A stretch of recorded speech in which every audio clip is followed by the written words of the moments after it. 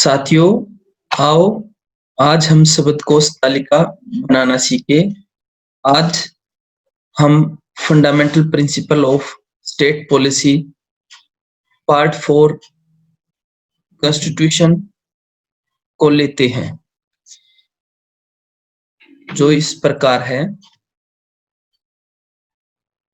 Part 4 directive principles of state policy में article 36 definitions. Next, Article 37 application of the principles contained in this part. Next, Article 38 state to secure a social order for the promotion of welfare of the people. Next, Article 39 certain principles of policy to be followed by the state. Next, Article 39A equal justice and free legal aid. Next, Article 40 organization of village panchayat.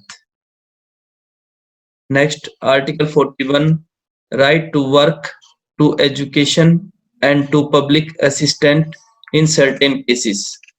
Next, Article 42 provision for just and humane conditions of work and maternity relief.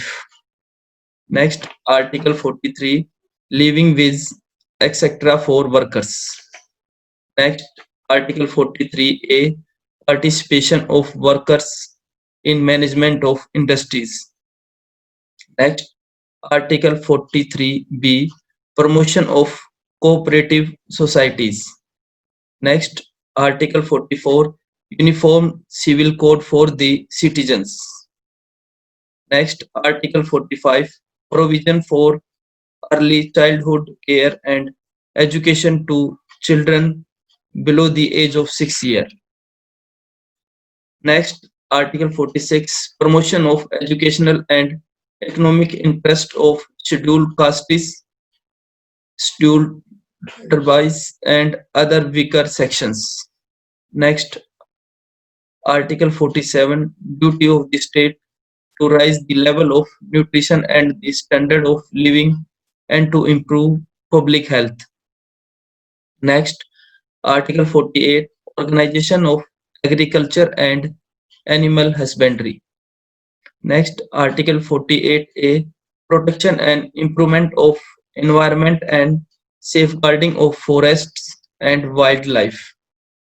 Next, Article 49 protection of monuments and places and objects of national importance.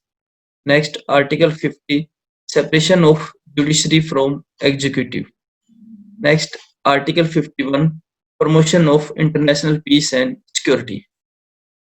अब ये हिंदी में इस प्रकार है।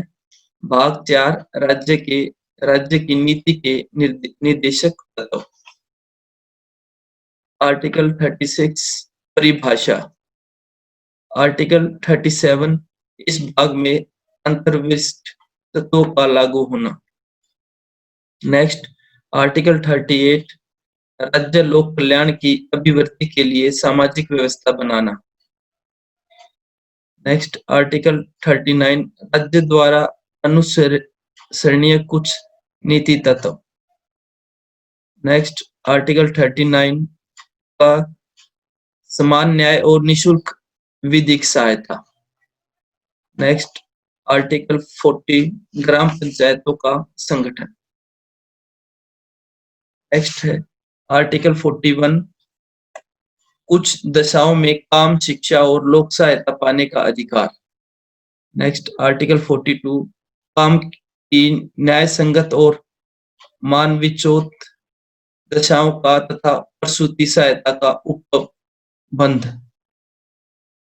Next, article 43 कर्मकारों के लिए निर्वाह मजदूरी आदि। नेक्स्ट, आर्टिकल 43 का उद्योगों के प्रबंध में कर्मकारों का भाग लेना। नेक्स्ट, आर्टिकल 43 का सहकारी सोसाइटियों का संवर्धन। नेक्स्ट आर्टिकल 44 नागरिकों के लिए एक समान सिविल संहिता। नेक्स्ट आर्टिकल 45 6 वर्ष से कम आयु के बालकों के लिए प्रारंभिक बालावस्था देखरेख और शिक्षा का उपबंध। उसके बाद नेक्स्ट 46 अनुसूचित जातियों, अनुसूचित जनजातियों और अन्य दुर्लभ वर्गों के शिक्षा और अर्थों संबंधी हितों की अभिवृद्धि।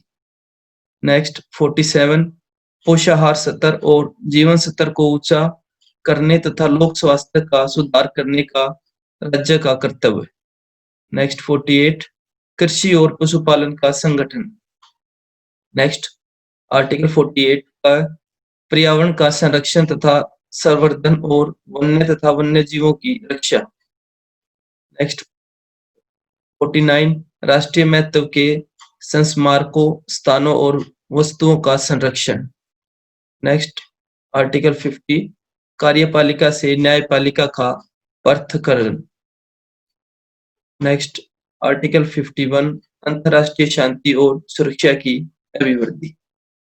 के बाद हमें मुख्य मुख्य शब्दों को अलग अलग रंगों में करके उसके लिए नई तालिका बनानी चाहिए। ये आज का हमारा अभ्यास है। धन्यवाद।